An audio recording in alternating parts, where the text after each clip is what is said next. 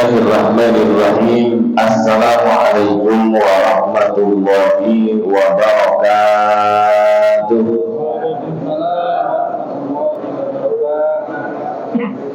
Alhamdulillahi rabbil alamin alladzi hadana min 'abdihi al-mukhtar man da'ana ilayhi bil idni wa qad hadana labbaika ya man dallana wa hadana. Sallallahu alaihi wa sallam وشفع حسنا وعبانا مع آلك الأطهار معدن ذكرك الأسماء وعن سبل النجمة إيمانا. أشهد أن لا إله إلا الله وحده لا شريك له وأشهد أن نبينا محمدا عبده ورسوله ولا نبي بعده الذي أرسله الله رحمة للعالمين. اللهم صل وسلم وبارك وكرم على هذا النبي الكريم الرسول الأمين سيدنا ومولانا محمد وعلى آله وصحبه أجمعين. أما بعد، ويقول جل جلاله في كتابه الكريم: أعوذ بالله من الشيطان الرجيم. بسم الله الرحمن الرحيم. يا أيها الذين آمنوا اتقوا الله وقولوا قولا سديدا يصلح لكم أعمالكم ويغفر لكم ذنوبكم ومن يطع الله ورسوله فقد فاز فوزا عظيما. وقال أيضا: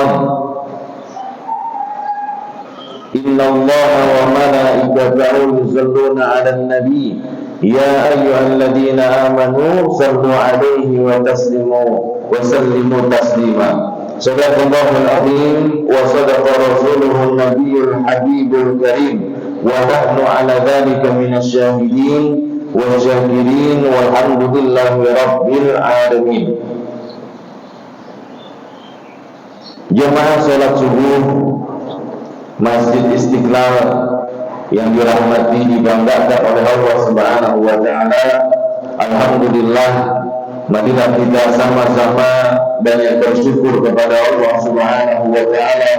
Jumlah manusia banyak, jumlah warga banyak, namun kitalah yang dibangunkan, dikuatkan sampai pada saat ini mendapatkan fadilah sebagaimana salat semalaman suntuk, dan juga orang yang salat subuh berjamaah akan mendapatkan penjagaan langsung daripada Allah Subhanahu wa taala. Mudah-mudahan Allah jaga kita sampai kita menutup mata, sampai kita jumpa lagi dalam surganya. Amin ya rabbal alamin. Salawat dan salam yang sempurna semoga senantiasa tercurah kehadiran baginda Nabi kita Muhammad sallallahu alaihi wasallam, manusia terpilih kekasih Allah tabaraka wa taala yang senantiasa mengajarkan kepada kita bagaimana menjadikan diri ini istimewa di hadapan Allah dengan cara tegak di atas sunnah. Jamaah yang dirahmati, dibanggakan oleh Allah Subhanahu wa taala, hari ini kita tepat insyaallah pada tanggal 9 Syawal 1447 Hijriah ya. Baru 9 hari kita bersama-sama melewatkan Ramadan ya. Ini kalau saya pandang-pandang ini wajah-wajah pasukan-pasukan elit Ramadan. Pasukan elit atau pasukan sisa? Ya. Saya kadang bercanda, banyak kajian subuh jelang akhir Ramadan ini pasukan sisa kayaknya. Ya. Karena biasanya makin belakang makin hilang. Ya. Bukannya nggak beribadah, kali mudik. Ya, kali mudik ya.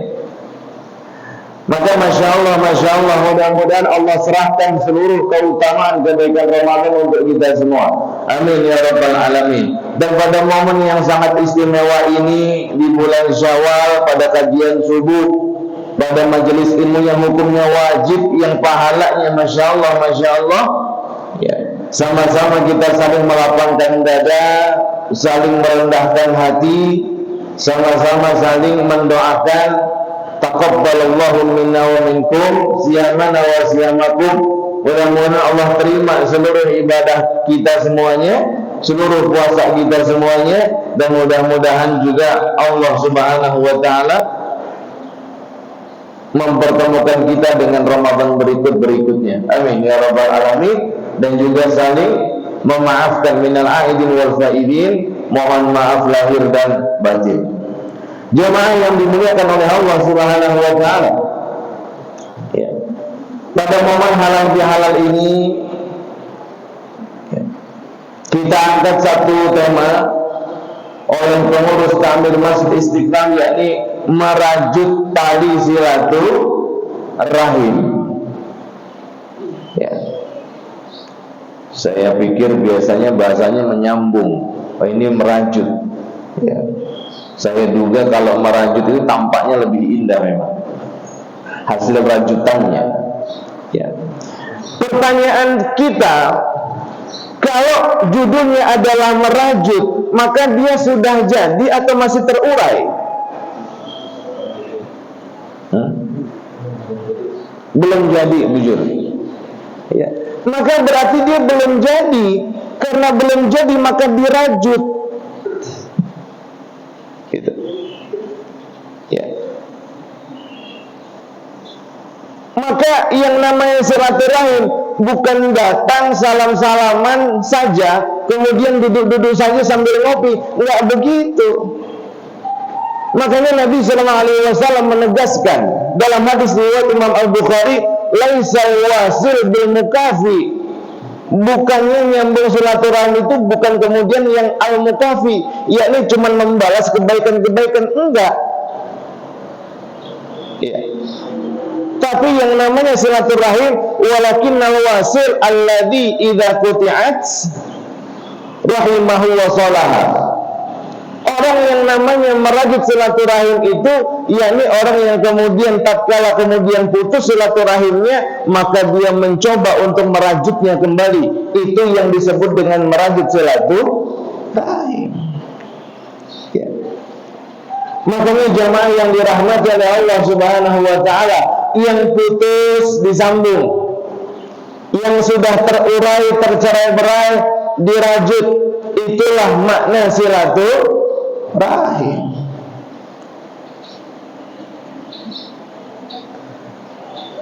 Saya jadi ingat ucapan Imam Asy-Syafi'i rahimahullahu ta'ala dengan kalimat indahnya yang mengatakan, ridwan nas ghayatun la tudrak.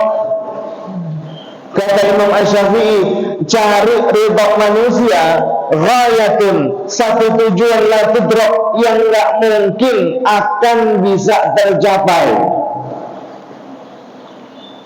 Ini yang ngomong imam besar. Ya. Pengen manusia semuanya ridha, itu tujuan yang enggak mungkin akan tercapai. Lagi pula kalau kita rapat semuanya setuju, itu agak-agak kurang normal sebenarnya. Ya. Justru adanya beda pendapat itulah yang normal. Karena memang pendidikan kita berbeda, kehidupan kita berbeda, didikan orang tua kita nggak sama, hati kita isinya beda-beda, level keilmuan kita dalam agama juga beda-beda. Yang satu menunduk, yang satu agak naik dikit, yang satu manut, yang satu nggak bisa begitu, gitu. Ya. Bahkan dalam rumah tangga pun juga demikian. Yang namanya pasangan suami istri, apalagi suami istri, laki sama perempuan emang beda fitrah. Ya.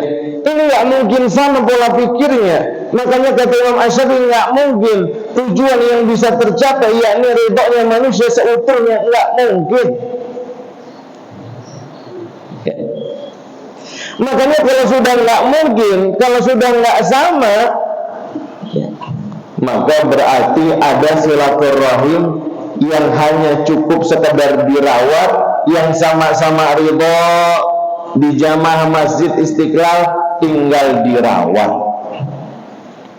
Kalau ada yang nggak ridho sama kita, entah tetangga, entah keluarga, entah sahabat, entah teman baru kenal, disambung atau dirajut.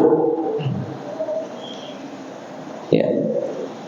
Makanya ini pertanyaannya ini, sesama jamaah Masjid Istiqlal ini udah saling halal bihalal atau belum? Sudah, benar, sudah semua. Ini satu masjid nih udah saling salam-salaman semua belum lebaran? Benar, nggak ada yang kelewat. Masya Allah. Tadi malam saya pengajian cuman 20 orang, saya bilang ada yang kelewat, ada gitu. Ya. Makanya saya mengapresiasi ini Masjid Istiqlal luar biasa. Udah selesai, tapi kemudian masih menguatkan dalam kajian kita untuk lebih kemudian saling maaf-maafkan. Ya, mungkin ada ketidaksengajaan, mungkin ada lumpia kita yang jatah kita diambil sama dia, mungkin ada jatah semangka kita tatkala buka puasa diambil sama dia. Ya. Maka sudah saling ridho, saling memaafkan. Kalau memang kemudian sudah sama-sama ridho, maka dirawat. Ya. Silaturahim kedepankan. Mumpung momen Syawal, saling maaf-memaafkan. Kesempatan saling ridho meridhoi. Ada momennya. Nanti kalau lewat Syawal nggak ada momennya, kita mau minta maaf sungkan, betul? Mumpung momennya, bawa nastar, bawa kastengel, bawa putri salju, bawa.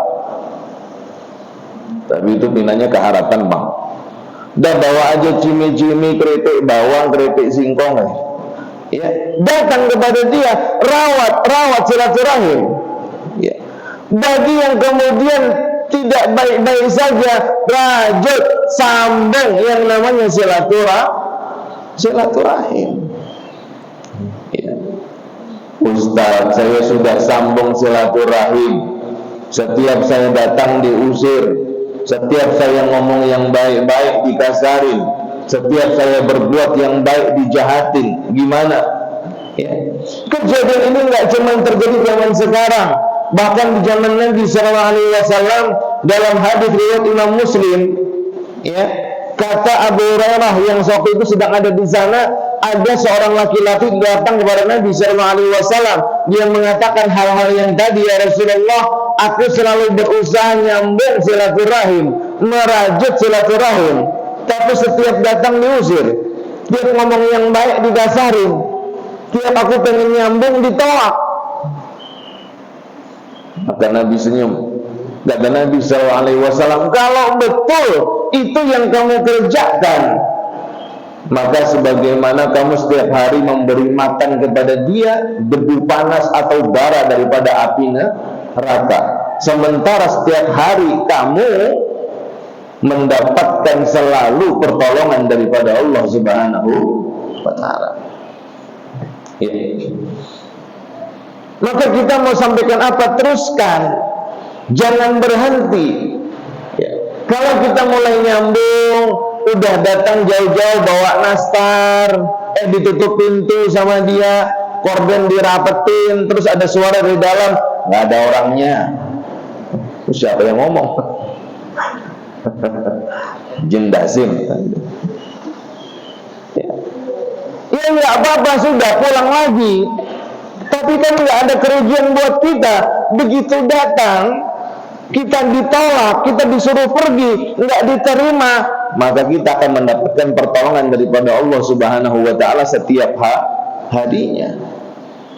Dan dia sebagaimana kita suapi dengan bara api neraka setiap harinya. Ya. Kok sebegitu mengerikannya? Iya, karena memang menyambung silaturahim itu nggak main-main. Ya, besar di sisi Allah Subhanahu wa Ta'ala nilainya, karena orang-orang yang menyambung ini makhluknya Allah Azza wa Jalla, menyakiti makhluknya Allah sama dengan menyakiti Allah Subhanahu wa Ta'ala. Ya, makanya jangan berhenti, terus sambung yang namanya tali silaturahim, ya, terutama keluarga. Ya, saya tahu ini nggak gampang. Ada rasa sungkan, ada rasa marah, ada ego kita naik, kita yang mungkin lebih tua, tapi kita yang pengen nyampung, kita yang kemudian mungkin disentak, dibentak dari dalam, ya, kita yang berbuat baik, kita yang diomongin di belakang. Saya tahu ini lukanya berat, ya. Makanya karena berat lukanya, orang-orang yang nyambung silaturahim dijanjikan surga, ya. Sementara orang yang tidak mau nyambung silaturahim, la yadkhulul jannah qati'ur rahim, nggak masuk surga orang yang mutus tali silaturahim. Makanya dasarnya di belakang tadi, orang mau ridho sama kita semua nggak mungkin, kata Imam Asy-Syafi'i, ya. Bikin rencana A di keluarga kah, di masjid kah, di anggota majelis kah, pasti ada yang setuju, ada yang tidak setuju, kan begitu, ya. Dia nggak mungkin sama, ya. Makanya sudah siap, sudah tahu, gitu. Kalau pasti ada yang nggak cocok, ada yang nggak suka, ya. Uang program majelis subuh begini saja bisa jadi ada yang cocok, ada yang nggak cocok, kan begitu, ya. Makanya tetap jalan, tapi tetap santun, gitu, ya. Menyambung silaturahim, ya. Jadi jamaah yang dirahmati oleh Allah Subhanahu wa taala, memang menyambung silaturahim ini berat. Maka berat itu Allah janjikan surga. Dan silaturahim ini kan merupakan investasi langit yang cairnya di dunia. Investasi langit yang cairnya di dunia. Loh, kok bisa begitulah? Iya, ya. Karena silaturahim itu kan antar manusia, ya. Dan banyak gitu secara umum kita dengar, gimana kok barang penjualan kamu jadi banyak? Alhamdulillah, karena banyak jaringan, gitu. Banyak kenalan, gitu, ya. Kan begitu. Berarti kalau sesama manusia hubungan baik-baik saja, maka insya Allah ini bisa mendatangkan rezeki. Memang rezeki datangnya daripada Allah Subhanahu wa taala. Cuman muamalah kita di bumi kan sama manusia. Makin baik hubungan kita sama orang, makin baik insya Allah kita punya rezeki. Bahkan Nabi SAW juga menjanjikan, man ahabba, ya, siapa yang pengen, ya, rezekinya banyak, dan siapa yang pengen umurnya panjang, falyasir rahimah, maka sambung yang namanya tali silaturahim,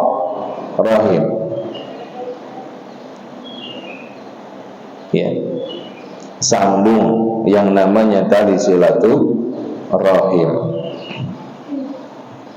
Saya itu rajin Ustaz nyambung silaturahim sama Pak D saya. Pagi datang, siang datang, malam datang, ya. Malamnya Pak D tanya, kamu kok sering datang ke sini? Anu Pak D, kata Ustaz Sutrisno itu nyambung silaturahim itu manjangin umur. Kalau gini caranya, kamu panjang umur, Pak D pendek umur, ya. Maka Nabi udah ngomong, zur hibban tazid hubban, ya. Kunjungin sesekali, tapi jangan terlalu sering, kan gitu, ya. Jangan sering-sering juga, ya. Dan Nabi nggak pernah ngomong itu skalanya berapa lama, berapa tempo, gitu. Makanya ya kisaran kita, apakah 3 bulan sekali, apakah 6 bulan sekali, gitu. Jangan pagi siang malam ngabisin gula sama kopi, ya. Sudah datang nggak bawa apa-apa, gitu, ya. Ini investasi langit yang cairnya di bumi, ya. Saya kalau ikut seminar MR itu kan bahasa teman-teman di MR itu kan mengatakan bahwa rezeki kita tuh ada pada kebahagiaan orang lain. Itu kalau bahasa teman-teman, ya, ya semuanya berdalil, gitu, ya. Artinya kalau kita ngebahagiain orang, insya Allah di situ banyak rezeki kita. Makanya teman-teman MR suka begini, hari ini mau ngebahagiain siapa ya? besok mau bahagiain siapa ya, kan gitu ya. Karena Nabi mengatakan kama tadinu tudan, sebagaimana kamu memperlakukan maka demikian juga kamu akan diperlakukan. Ada orang tua yang anaknya baik banget sama dia, ngopeni luar biasa, kurang dikit nelpon, kurang dikit transfer, kurang dikit ngirimin barang biar baik-baik saja. Ada yang sebaliknya, ada yang ponakannya Masya Allah, ada yang juga innalillah gitu. Nabi pernah ngomong kama tadinu tudan. Udah, nggak usah kemudian nguplek-nguplek kenapa kok begini, kamu kok jahat betul. Udah, mending evaluasi diri dulu kita pernah ngapain. Bisa jadi itu ujian dalam kehidupan kita, bisa jadi ini balasan daripada apa yang dulu pernah kita lakukan. Maka Allah bayar sekarang. Bapak Ibu yang dirahmati oleh Allah Subhanahu wa taala, ingat kisah Nabi Muhammad SAW ketika di Mekah sudah nggak diterima. Perintahnya apa? Hijrah ke Taif, kan begitu? Ya. Saya mau tanya, Nabi di Taif apakah disajikan susu kurma? Ya. Sama kopi, ya. Sama kacang-kacangan Arab itu, apakah demikian? Kan enggak. Ya. Dan ketika Nabi dilemparin batu oleh para anak kecil, oleh para budak dan juga warga Taif, apakah Nabi komplain sama Allah? Kan enggak. Nabi malah mengatakan, ya Allah ya Rabbi, asal jangan engkau yang marah ya Rabb, asal jangan engkau yang murka ya Rabb. Hambari kok. Ya. Kalau Nabi komplain, rasanya pantas. Kenapa? Yang nyuruh hijrah siapa? Kok malah di sini malah dilemparin batu sampai berdarah-darah? Ya Allah, kan engkau yang nyuruh hijrah ya Allah. Kok sekarang malah begini, saya sudah ikutin engkau ya Allah. Nabi nggak ngomong gitu. Ya. Maka apapun yang terjadi, ini bagian daripada perjalanan takdir kehidupan kita. Ada yang nggak disukain sama ipar, ada yang musuhan sama ponakan, ada yang nggak cocok sama budenya, ada yang nggak cocok sama mertuanya. Ini bagian daripada jalan takdir. Lalu bagaimana kemudian dirimu menghadapinya? Bisa nggak tetap santun? Bisa nggak tetap menyambung silaturahim? Bisa nggak tetap merajut silaturahim? Ya. Kadang-kadang Bapak Ibu yang dirahmati oleh Allah Subhanahu wa taala, masalah-masalah itu memang Allah sediakan untuk kita supaya apa? Mulus kita, gampang kita masuk ke dalam surga. Ya. Kan macam-macam yang curhat sama saya, Ustadz kenapa ya jodoh saya itu dia?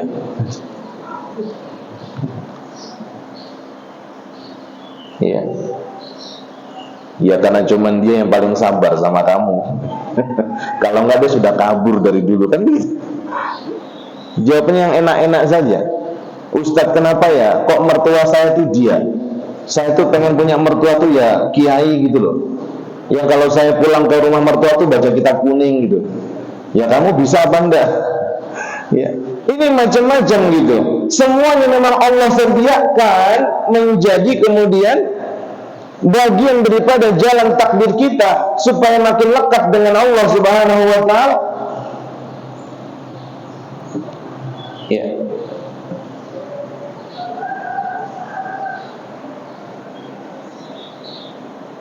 Maka Nabi SAW juga pernah menyampaikan, ya, man wasalani wasalahullah, siapa yang menyambung, kata Allah Subhanahu wa taala, ya, silaturahim kepadaku, maka Allah akan menyambungkan silaturahim kepada yang lainnya. Ya, pun siapa yang memutus, maka Allah juga akan putuskan. Maksudnya begini, ya. menyambung silaturahim itu memang kita kerjakan karena Allah. Ya. Orang yang mau merendahkan hati untuk silaturahim, ya, ini berarti dia menaikkan ridhonya Allah. Urgensinya lebih tinggi daripada urgensi egonya sendiri. Ya. Ada kisah Imam Ibn Rajab, ya, yang menceritakan bahwa ada seorang abid sudah beribadah selama 60 tahun. 60 tahun beribadah, tiba-tiba mimpi. Dalam mimpinya disampaikan bahwa tukang sapu yang ada di bawah rumahmu itu lebih mulia daripada kamu. Karena beliau di lantai 2, dikisahkan, ya. Tukang sapu di bawah rumahmu itu lebih mulia. Maka bangun tidur cepet-cepet dia lari ke bawah, dicari tukang sapunya, langsung ketemu. Dan dia langsung tanya, amalan bapak apa? Bapak ini malah kaget, terheran-heran. Dia bilang, wahai ulama kami, engkaulah guru kami, engkaulah ulama kami, saya tidak punya amalan apa-apa. Ya. Kata ulama itu, tidak mungkin. Saya abid 60 tahun, tapi saya berhari-hari dapat mimpi kamu lebih mulia daripada saya. Amalan kamu apa? Tetap ngelak, tidak ada wahai ulama kami. Yang ujungnya dia menjawab, tidaklah saya, kalau ketemu setiap orang, maka saya pasti mengira dia lebih baik daripada saya.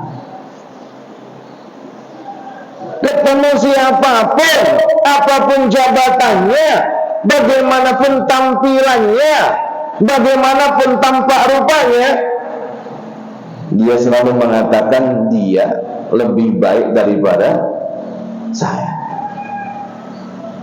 Dan saya mendoakan dia agar masuk dalam surganya Allah Azza wa Jalla. Coba, ya, ini yang sholat gerak terus, ibadah terus, 60 tahun kalah dengan yang namanya ibadah hati, selalu menjadikan saudara yang lebih mulia daripada dirinya sendiri. Maka saya mau taruh kesimpulan bahwa sesungguhnya ampunannya Allah, ridhonya Allah, keberkahan dari Allah, keutamaan kebaikan dari Allah, itu cuma datang kepada hati-hati yang merendah, tidak mau datang kepada hati-hati yang meninggi. Ridhonya Allah, ampunannya Allah, rezeki hidayah daripada Allah, itu cuma mau datang sebagaimana air yang mengalir mencari tempat-tempat yang merendah, bukan tempat-tempat yang meninggi. Ya. Maka jamaah yang dirahmati Allah Subhanahu wa taala, merendahlah. Ya. Merendahlah. Ya. Jangan pernah kita merasa tinggi.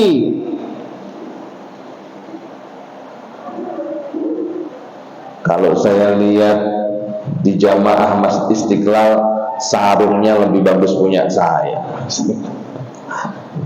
Itu masih perkara kecil. Nanti belum lagi pian nanulah berapa lembar mengaji setiap hari di Ramadan. Mulai sudah itu, ya, ulun setengah halaman aja, nah kada khatam kalau mulai sudah, ya, udah nggak usah pakai bongkar-bongkar ibadah. Ibu udah khatam berapa kali? Nggak usah dibongkar, nggak usah. Ya. Atau kadang-kadang mancing. Saya itu Bu, alhamdulillah rumah dekat Masjid Istiqlal. Tiap pagi habis subuh saya itu tadarus gitu. Alhamdulillah udah 15 kali khatam. Ya. Udah nggak usah. Ya. Karena yang namanya ibadah daripada Allah, Allah terima kepada hati yang merendah. Gitu. Saya Ramadan kemarin 30 hari saya tarawih, nggak ada putus. Ya. Bahkan Ramadannya 30 kali, saya tarawih 100 kali. Nah, ini lebih aneh lagi. Misalnya begitu. Ya. Jadi udah nggak usah dibahas, rendahkan hati. Ya, jangan merasa kita tampil lebih sempurna Ramadan kita. Enggak. Jadikan orang lain lebih baik daripada kita. Dia lebih utama, lebih mulia, lebih baik. Ya, mungkin rumah tangganya lebih syahdu, lebih sakinah. Setiap dia pulang, istrinya cium tangan. Walau rumahnya mungkin nggak sebesar kita, wallahu ta'ala a'lam. Sudahlah, gitu. Merendahlah. Karena janji Nabi Shallallahu Alaihi Wasallam, "Man tawadda'a lillah rafa'ahullah." Siapa yang rendah hati, justru orang-orang yang rendah hatinya Allah akan angkat dia punya derajat. Sebagaimana tukang sapu ini, yang abid minggir, yang ahli ibadah minggir. Dia punya amalan hati doang, selalu menjadikan orang lain, dia mengira lebih baik dari saya, lebih baik dari saya, wala lebih muda, lebih baik dari saya. Kalau sudah begini menurunkan ego, ya, berarti dia meninggikan ridhonya Allah Subhanahu wa ta'ala di atas egonya dia sendiri. Ya. Makanya jamaah yang dirahmati oleh Allah Subhanahu wa ta'ala, ya, saya mau tekankan bahwa enggak mungkin kita bisa merajut silaturahim kalau kita belum merendahkan hati. Maka merendahlah. Ya, kita yang lebih tua, kita yang sudah banyak ngasih kirim transfer dan lain sebagainya, oh kok dia begitu. Nggak mungkin kita akan mampu kalau kita belum merendahkan hati, ya. Dan yang kedua, saya mau katakan, nggak mungkin kita bisa merajut silaturahim kalau kita belum memaafkan, ya. Makanya jamaah, memaafkan itu sakit apa sakit? Perih apa perih? Luka apa luka? Nyeri apa nyeri? Ya. Udah nggak ada enak yang namanya bicara memaafkan. Luka, kita yang tersakiti, kita yang pol-polan ngurusin waktu, energi, tenaga, duit, pikiran. Ya, ini diantara jamaah ada yang curhat, ya.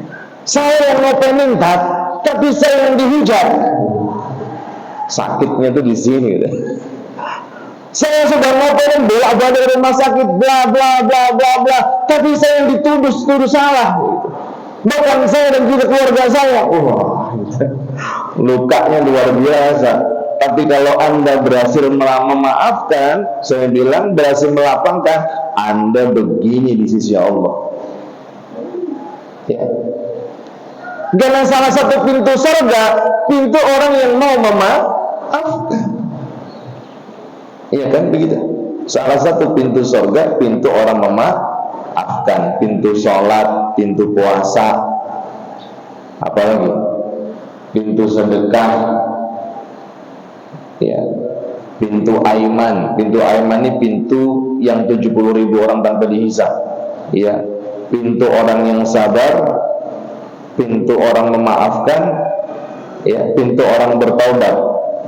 Masih kurang satu nih, ketinggalan, ya.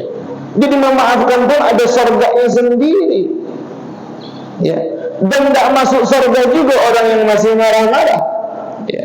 Makanya rasanya kita pernah bahas di pertemuan-pertemuan yang lalu bahwa, ya, wasari'u ila magfiratin min rabbikum wa jannah, bersegeralah kamu mendapatkan ampunan Allah. Begitu dapat ampunan Allah, wa jannah, kamu dapat surga. Begitu. Siapa mereka? Alladzina yunfikuna fis sarra wa dharra, orang yang suka sedekah meskipun lagi sempit, lagi kurang, ya. Wa kadhiminal ghaidh, orang yang mau nahan marah, dia marah sabar, ya. Wal 'afina 'anil nas, dia mau maafin orang, ya. Udah maafkan orang lain, maka bicara memaafkan bukan bicara ngasih profit kepada orang lain. Enak aja saya maafin, dia yang untung. Enggak begitu. Enak aja dimaafin, dia yang kemudian dapat banyak. Enggak begitu, Ya. Urusan memaafkan orang, saya katakan investasi langit yang cair di bumi. Ini urusan kita nih, kita yang untung. Kalau kita maafin orang lain, urusan kita sama orang selesai. Urusan kita sama Allah selesai. Urusan dia sama kita selesai apa enggak? Selesai apa enggak? Nah, ini perlu kopi kayaknya. Mulai ngantuk. Ya. Kalau kita maafin orang, urusan kita sama dia selesai.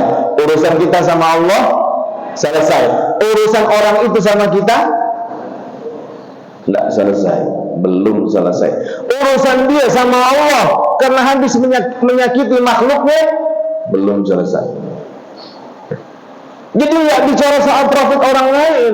Memaafkan itu mencari profit buat kita, supaya nggak ada dendam, supaya nggak ada luka. Satu ayat yang tadi, supaya masuk surganya kayak pengsuran anak TK, masuk surga. Sebentar masuk surga. Yang kedua, untuk melegakan hati kita. Kalau kita hidup penuh dendam, sempit kita punya hati, walau gede ke rumah. Ya kan begitu? Ya, gitu. Jadi nggak usah khawatir sahabat surga yang dirahmati oleh Allah Subhanahu Wa Taala. Nggak usah juga ngancem-ngancem. Entar lo buat sidang di akhirat, hakimnya Allah, ahkamul hakimin, hakim yang paling adil. Nggak usah gitu-gitu juga. Emang lu siapa? Mau nyidang-nyidang di akhirat, emang ente siapa? Panitia akhirat? Kan bukan. Kok pede-pede amat? Ya. Nah itu mah urusannya Allah, zat yang paling maha tahu, zat yang paling adil ngurusin urusan. Ya, udah serahkan kepada Allah Subhanahu Wa Taala, udah maafkan, ridain, ikhlaskan. Ya, nanti Allah yang selesaikan. Ya, nanti Allah yang lebihkan kepada kita banyak kenikmatan, banyak kebaikan, banyak kemuliaan. Ya. Jadi memaafkan nggak bicara profit orang, tapi profit diri kita sendiri. Sudah jam 6.15. Menurut random jam 6.15. Ya, mohon izin sedikit lagi. Ya. Yang terakhir insyaallah. Ya. Bapak Ibu yang dirahmati oleh Allah Subhanahu Wa Taala, kalau kita kemudian nggak maafin orang, ini juga masalah buat kita. Berarti kita dendam, nggak masuk surga pendendam. Bahkan kalau kita mau menikah, pasangan yang nggak boleh nikahin yang punya dendam, itu masih urusan di bumi. Di surga pun juga demikian. Bahkan yang parah lagi, kita nih kalau punya marah sama orang, dendam sama orang, nggak keterima ibadah kita. Coba, ayo, saya mau katakan sudah nggak ada jalan keluar kecuali maafkan. Nggak keterima kita punya ibadah. Pernah dengar nggak satu hadis? Hadis ini riwayatnya dihasankan oleh Syekh Albani. Ya, 3 golongan orang yang nggak diterima sholatnya, ya, wala 1 jengkal.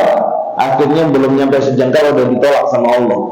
Siapa itu? 1, imamun zolim, imam yang zolim. 2, istri yang nggak dapat ridho suami. Maaf ya ibu-ibu, hadisnya begitu. Ya. Nah, artinya kalau pagi-pagi ribut marahan, terus suami kabur dari rumah ke masjid, istri juga kabur. Yang jadi masalah, begitu istri kabur, Anda beribadah apapun nggak keterima tuh urusan. Betul. Saya kira suaminya bakal betul. Ternyata pada diam-diam anteng-anteng. Ya. Ini masalahnya. Ini kalau sudah nggak dapat ridha suami, bahaya ini. Ya. Ibu-ibu jangan merasa atau mencoba denial gitu ya, atau merasa insecure. Ya, itu enggak begitu. Emang tanggung jawab suami itu berat. Dia pimpinan, dia yang diomelin. Ya, dia pimpinan yang bertanggung jawab sampai ke langit. Ya, dia juga yang paling tenang, nggak enak di rumah misalnya gitu. Ya, ini tanggung jawabnya berat. Nggak masuk surga sampai urusan keluarganya beres di akhirat. Nggak main-main ini. Ketakutan juga saya. Ya, gitu. Yang ketiga, orang yang masih bertengkar, masih marahan, ini ibadahnya tidak diterima. Ya, makanya saya pernah dapat curhatan, Ustadz di tahun kemarin setahunan rezeki saya, kalau bahasa dia icrit-icrit gitu. Ya ada sih ada, tapi kok dikit banget gitu. Ya, maka dikupas, oh itu masalahnya. Ya, padahal duha saya di tahun kemarin banyak Ustaz. Padahal salat taubat saya hampir tiap hari. Padahal ibadah malam saya lebih banyak daripada tahun kemarin. Tapi kok tambah sempit, tambah seret Ustaz. Itu masalah. Ternyata dia punya dendam sama orang. Dia lagi marah betul sama orang. Marahnya luar biasa karena dizolimi. Marah luar biasa. Dah, yang itu maafin. Ya, alhamdulillah di tahun berikutnya agak longgar Ustaz, alhamdulillah. Ya, jadi jamaah yang dirahmati oleh Allah Subhanahu Wa Taala, memaafkan itu bicara untuk urusan kita, bukan urusan orang lain. Ya, insya Allah mudah-mudahan dengan memaafkan ini doa-doa kita Allah terima, sholat malam kita Allah terima, ya, Ramadan kita Allah terima. Ya, maafkannya sebelum Ramadan, maafin orang, pasca Ramadan maafin orang. Ya, ikhlasin, sudah tinggikan ridhonya Allah Subhanahu Wa Taala, tinggikan. Ya, makanya Bapak ini dirahmati oleh Allah. Ya, ayo saling memaafkan. Dan yang paling berhak dapat maafnya kita adalah keluarga kita, apalagi satu orang tua kita, dua pasangan kita, tiga berikut anak-anak kita, dan seterusnya kerabat-kerabat kita dan juga orang lain. Ini yang paling layak. Maka jangan pelit-pelit kasih ridho. Gini Pak, jangan pelit-pelit kasih ridho ke istri. Bisa Pak? Ini ibu-ibu nggak usah sedih. Laki-lakinya begini, diam aja. Tapi hatinya itu sebenarnya, bisa. Ya.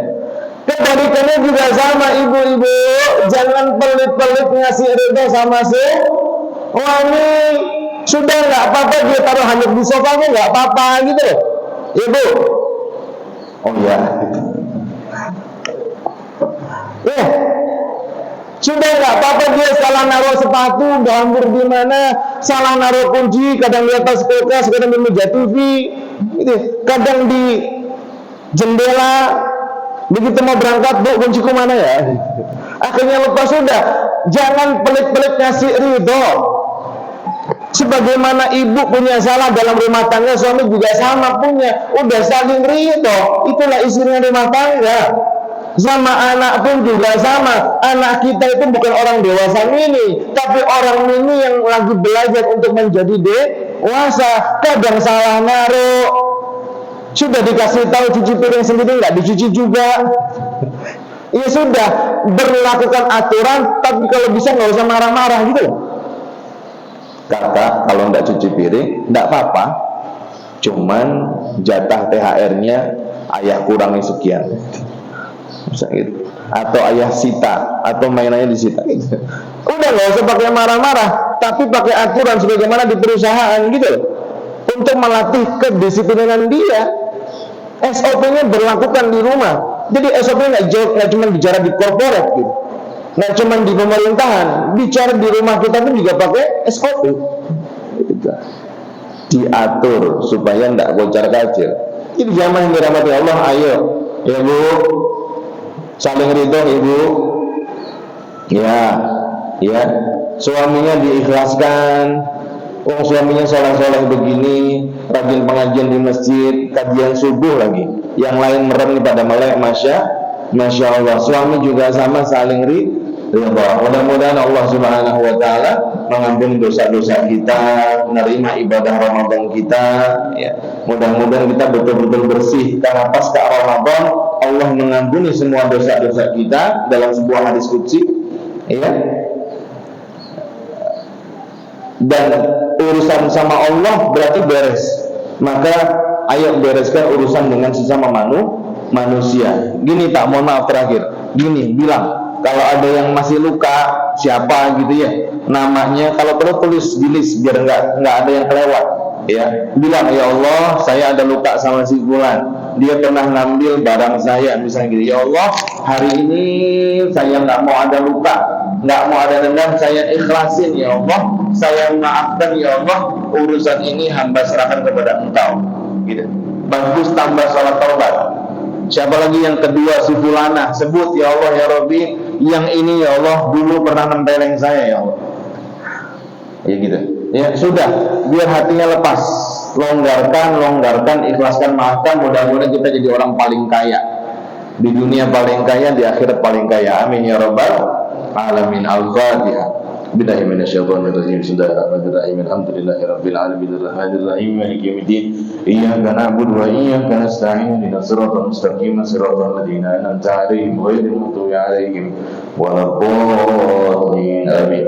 Amin amin. A'udzu billahi minasyaitonir rajim. Bismillahirrahmanirrahim. Alhamdulillahirabbil alamin. Allahumma shalli 'ala sayyidina Muhammadin wa 'ala alihi wa sahbihi ajma'in. Allahumma innaka afuwwun karim. Allahumma innaka afuwwun karim. Allahumma innaka afuwwun karim tuhibbul afwa fa'fu 'anna wa 'an walidina wa 'an jami'il muslimina wal muslimat wal mu'minina wal mu'minat bi rahmatika ya arhamar rahimin. Allahumma faqihna fid din. Allahumma faqihna fid din. Allahumma faqihna fid din wa a'inna nas Allahumma tawfiq wa qulna billahi wa hasin farajana. Allahumma rabbana taqabbal minna salatana wa siyamana wa qiyamana wa ruku'ana wa sujudana wa 'amalana wa tabi'ana wa tashrana wa ta'udana wa ta'min taqsirana ya Allah ya rabbal alamin. Allahumma rabbana taqabbal minna innaka antas samiul 'alim wa tub 'alaina innaka antat tawwabur rahim. Wa rabbana atina fid dunya hasanah wa fil akhirati hasanah wa qina adzabannar. Sallallahu alaihi Muhammadin wa ala alihi wa sallam wa akhiru da'wana alhamdulillahi rabbil alamin.